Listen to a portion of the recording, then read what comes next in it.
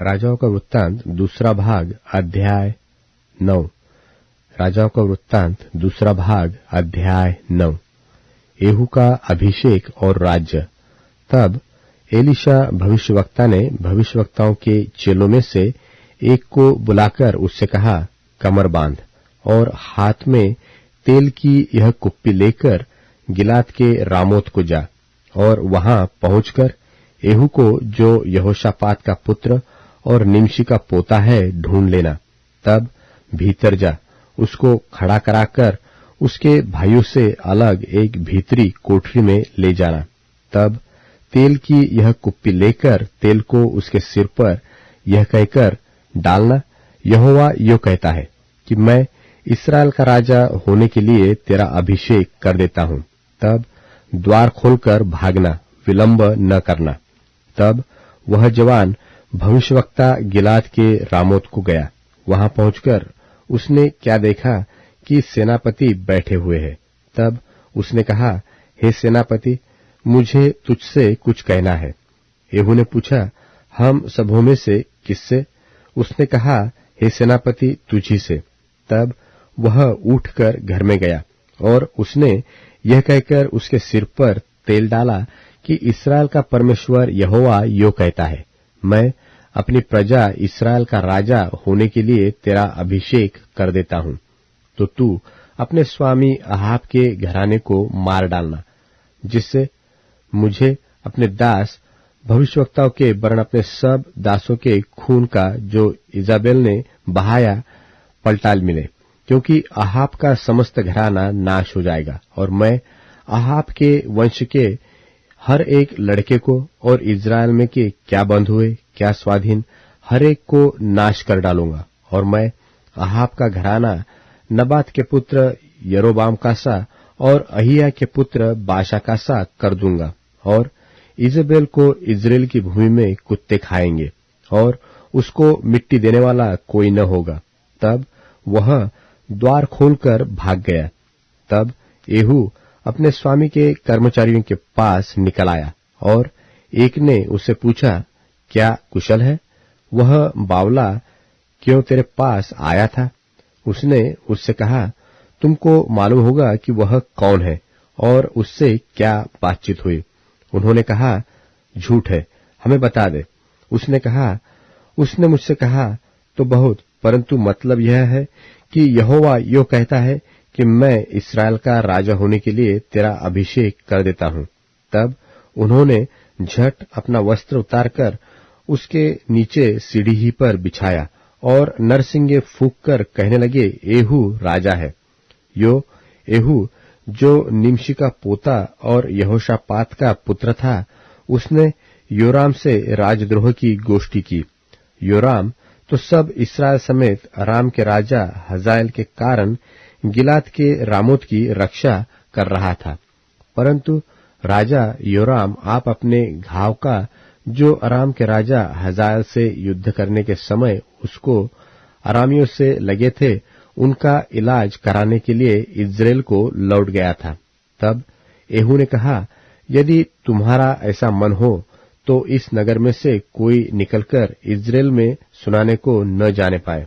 तब येहू रथ पर चढ़कर इस्राएल को चला जहां योराम पड़ा हुआ था, और यहूदा का राजा अहज्याह योराम के देखने को वहां आया। इस्राएल के गुम्मट पर जो पहरुआ खड़ा था, उसने येहू के संग आते हुए दल को देखकर कहा, मुझे एक दल दिखता है। योराम ने कहा, एक सवार को बुलाकर उन लोगों से मिलने को भेज और वह उससे पूछे, क्या कुशल है? तब एक सवार उससे मिलने को गया और उससे कहा, राजा पूछता है, क्या कुशल है? येहू ने कहा, कुशल से तेरा क्या काम? हटकर मेरे पीछे चल। तब पहरुओं ने कहा, वह दूत उनके पास पहुंचा तो था, परंतु लौटकर नहीं आया।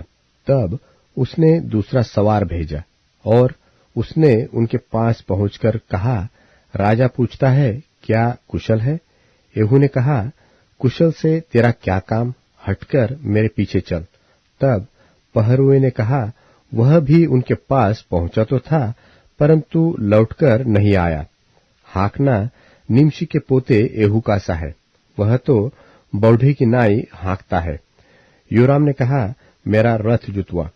जब उसका रथ जूत गया, तब इस्राएल का राजा योराम और यहूदा का राजा अहज्याह दोनों अपने अपने रथ पर चढ़कर निकल गए और एहू से मिलने को बाहर जाकर इज्रेल नाबोत की भूमि में उससे भेंट की। एहू को देखते ही योराम ने पूछा, हे येहू, क्या कुशल है? एहू ने उत्तर दिया, जब तक तेरी माता इजेबेल छिनालपन और टोना करती रहे, तब क्या कुशल कहा? तब योराम रास फेर के और अहज्याह से यह कहकर कि हे अहज्याह, विश्वासघात है, भाग चल। तब एहू ने धनुष को कान तक खींचकर योराम के पखौड़ों के बीच ऐसा तीर मारा कि वह उसका हृदय फोड़कर निकल गया और वह अपने रथ में झुककर गिर पड़ा। तब एहू ने बीतकर नाम अपने एक सरदार से कहा, उसे उठाकर इज्राएली नाबोती की भूमि में फेंक दे। स्मरण तो कर कि जब मैं और तू हम दोनों एक संग सवार होकर उसके पिता अहाब के पीछे पीछे चल रहे थे, तब यहोवा ने उससे यह भारी वचन कहवाया था कि यहोवा की यह वाणी है कि नाबोत और उसके पुत्रों का जो खून हुआ उसे मैंने देखा है, और यहोवा की यह वाणी है कि मैं उसी भूमि में तुझे बदला दूंगा। तो अब यहोवा के उस वचन के अनुसार उसे उठाकर उसी भूमि में फेंक दे। यह देखकर यहूदा का राजा अहज्याह बारी के भवन के मार्ग से भाग चला और एहू ने उसका पीछा करके कहा, उसे भी रथी पर मारो। तो वह भी इबलाम के पास की गुर की चढ़ाई पर मारा गया और मगिद्दो तक भागकर मर गया। तब उसके कर्मचारियों ने उसे रथ पर यरूशलेम को पहुंचाकर दाऊदपुर में उसके पुरखाओं के बीच मिट्टी दी।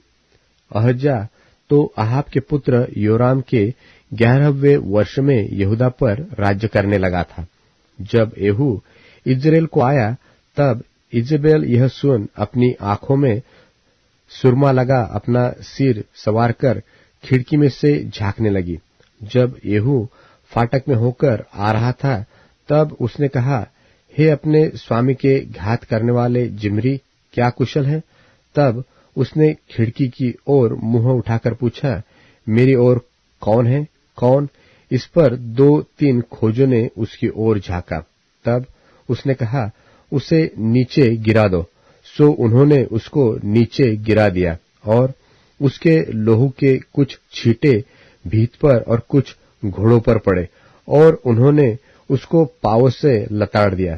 तब वह भीतर जाकर खाने पीने लगा और कहा, जाओ उस श्रापित स्त्री को देख लो और उसे मिट्टी दो, वह तो राजा की बेटी है। जब वे उसे मिट्टी देने गए, तब उसकी खोपड़ी, पांव और हथेलियों को छोड़कर उसका और कुछ न पाया। सो उन्होंने लौटकर उससे कह दिया।